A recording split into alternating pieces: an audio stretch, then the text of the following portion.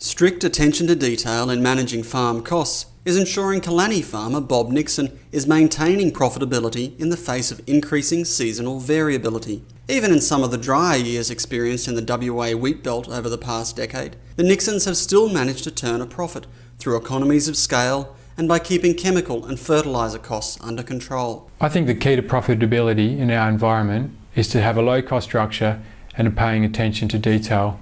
It's as simple as that. In 2012, we got a 9% return on investment from 140 mils of growing season rainfall, and off a fairly low yield, like 1.3 tonne to the hectare, by keeping our costs down. The Nixon's approach is based on a clear understanding of cost and break-even points through benchmarking and minimising risk when planning the crop rotation. They apply phosphorus at maintenance rates.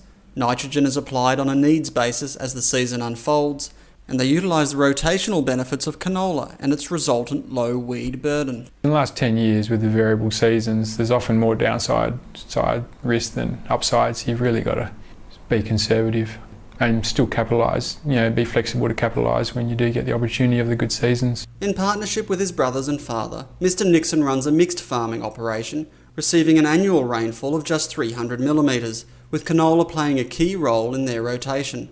Canola, if costs are managed, can be more profitable than growing wheat in the eastern wheat belt of WA. Break-even is kept to about 500 kilos in our system.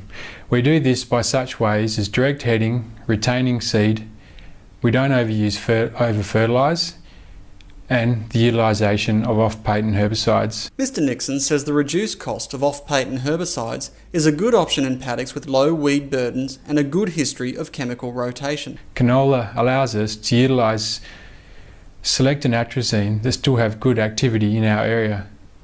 By growing canola after pasture or fallow, it is a great way of getting problem weeds paddocks under control by 2 years of 100% weed control.